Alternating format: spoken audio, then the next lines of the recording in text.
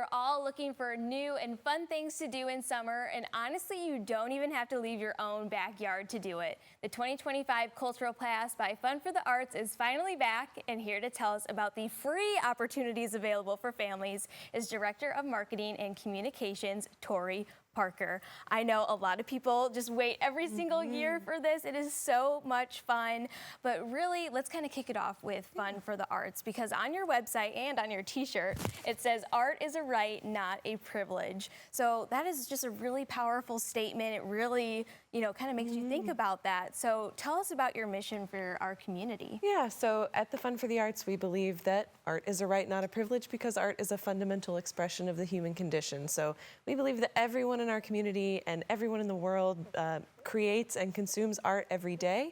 And if that's the case, then we should all have a right to access it like it's food, water, shelter, same as anything else. Yeah, I feel that kids, of course, are super creative. They have art classes here and there, but I feel that as we go through adulthood, we kind of lose that creativity.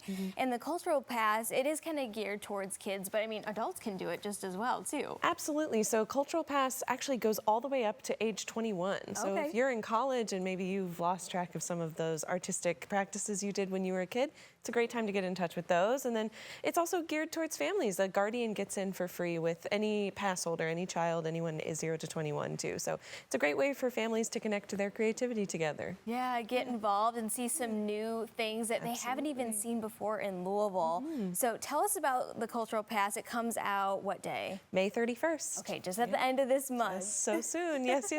So Cultural Pass has traditionally been a paper pass that you pick up at the library. You can still visit your library. They can help you download the pass, but this year it is all on the Cultural Pass app. So everything that you would have done on the Cultural Pass is available right from your phone. You can download it at home. You can download it at the library. You could even go right to the venue that you want to visit, and maybe it's the zoo or the science center. Download it there and start using it straight away. There you go. Really, really easy. There's like a QR code that pops up. Is that right? That's exactly it. Yeah.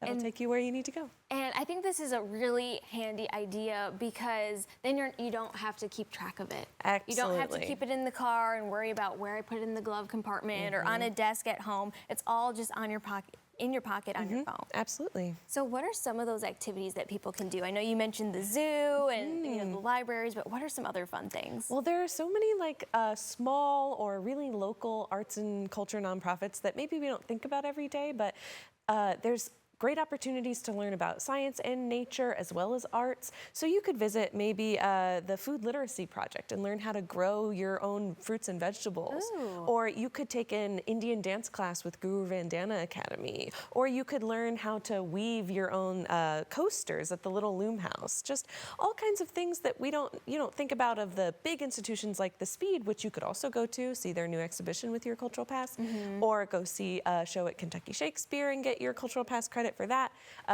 But there are all sorts of smaller venues. There's Guru Vandana right there performing with us, that you can see with your family that, maybe it would be difficult to pay for a family of 5 to all go visit, KMAC Museum together.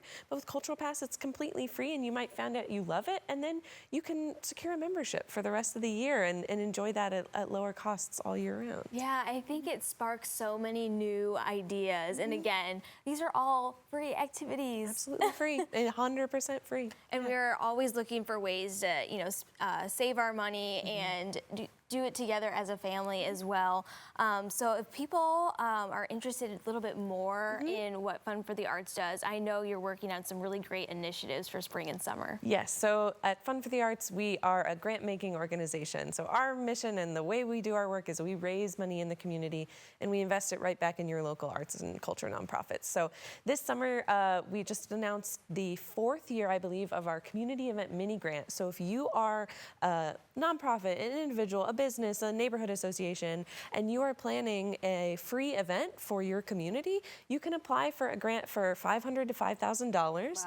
Wow. And we give out so many of those grants a year, and they help support events that have arts programming, but that are just a way to bring people together with arts. So that's that's due July 3rd. So check that out. Okay, so we have like a month and a half to get that done. But every time we have some sort of artsy kind of organization that comes on. And I've been in the city for about 3 years now. It just is mind-blowing to me that Louisville is such an artsy city and is so deeply involved in culture and community and things like this, where we have the power to get our kids involved, our families involved, to kind of open our minds to those things. Yeah. That is just so powerful. Yeah, at the fund we know that rarely do you wake up at 50 and decide you're going to love the opera, right? Yeah. So something like Cultural Pass, really, it opens that avenue for people from a young age so that we can start getting that investment and getting that engagement with younger people from age 0, right, until 21, and know that you're welcome in those places and know that they're happy to have you and know that you belong there. And